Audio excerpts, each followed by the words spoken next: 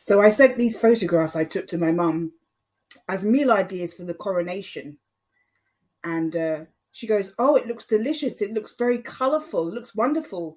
She says, "But," and my mum is always honest with me. She doesn't just sugarcoat and tell me what I want to hear. She doesn't. She goes, "But the skirt steak looks a bit raw in the middle." I said, "Look up skirt steak, Mum. It's supposed to be medium rare or rare. You never cook skirt steak till it's grey in the middle." I said, "Google skirt steak slice, and you'll see that all the photographs of skirt steak, the steak is pink in the middle." But, my mum is honest with me. She'll tell me what she really thinks. She doesn't just tell me what I want to hear. But overall, she does absolutely adore my cooking. And Natasha, I got some news for you. So please watch, okay? I know you're from the South. I know you're doing your live streams right now, but I got some news for you. The rain in Spain stays mainly on the plain. I can speak the Queen's English if I wanted to, but I wouldn't. Some people think I speak the Queen's English anyway, but I don't.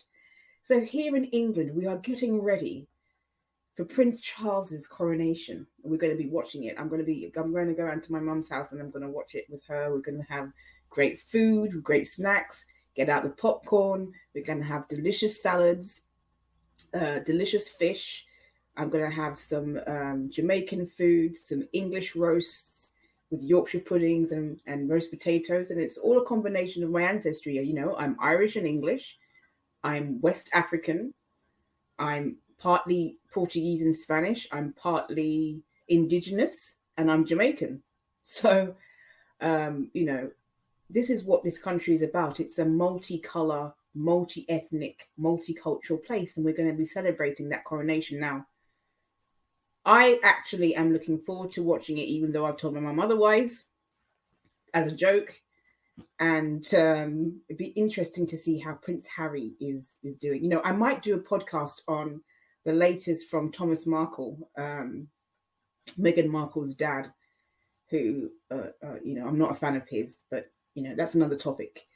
But yes, we are all gearing up to see Charles officially crowned as the king of this country.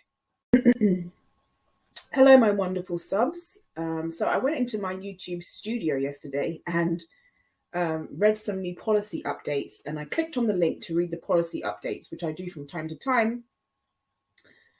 And I was reading about, circumvention. So it means if you have a channel that goes, it disappears, like whatever, you're not allowed to open a new channel.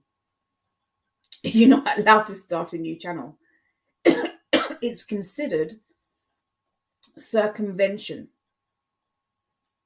Now, I don't think this was the exact thing that I was reading when I opened my YouTube studio yesterday, and I tried to find it and I couldn't, but this will do. So for all of those people, wink, wink, oink, oink, like Cooper and Lycan and others, I'm just letting you know that you're not allowed to start a new channel. You have to reapply to get back into the YouTube program. Now, that doesn't mean to say that you're all going to listen to me. But I remember when the same thing happened to Critical K. And she came back and then she got removed. She came back, she got removed. She was on Facebook, she did Twitter. But it was only a matter of time before Critical K was going to return, and she's returned. And she's been here for a while, much to my dismay. So Camilla is finally going to be queen, although I don't know if that's going to be her title.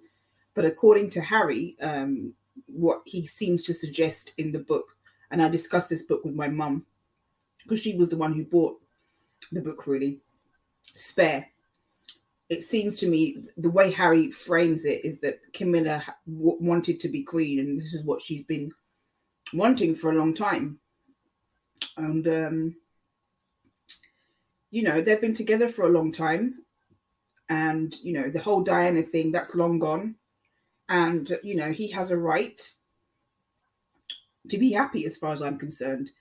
There were certain things that Harry has written in the book about his father that, he wasn't cut out for fatherhood in the way that, you know, how some people are very affectionate towards their kids and, you know, really cut out for fatherhood. Prince Harry suggested that's not the case with his father, that he just wasn't really cut out for it. And there is also a part in the book where Prince Harry claims that Meghan Markle tried to hug him and that Prince Charles got out of her pathway so fast that, you know, Meghan nearly almost, you know, fell over because he just is not an affectionate person like that. I hear that Meghan is not going to be at the coronation. I think that's the right decision. Her father has been doing the rounds talking about her again, not surprising, and I'll talk about that another time. I think Prince Harry is going to be there, but I'm not sure. But it's going to be, I'm sure it's going to be televised, you know, all over the world, and it's going to be, you know, a major event. And, you know, I've stocked up on all the delicious food that I'm going to cook and eat. There's going to be British stuff, scones and stuff like that, and clotted cream and afternoon tea type stuff. And there's going to be lunch, you know, like I told you, lots of salads, you know, Sunday roasts, that kind of thing. And yeah, we're all going to be glued to our screens watching it, me and my mum. What else? Some raw gossip. Is there any raw gossip? You know, it's actually quite, you know, the Queen and King, the original Charles' parents, they lived for so long, and it almost seemed like they were never going to leave the earth, kind of thing, because they just lived for such a long time. But, you know, how, you know, Prince Charles, King Charles, his time has come and he's going to be crowned the king. And I have no problem with that because nobody's perfect. No one's perfect. So I know that some people might take issue with it, but I don't, because, you know, this is what he was destined to do since the day he was born. So anyway, I hope you enjoy it, folks, if you watch it from around the world, and take care of yourselves.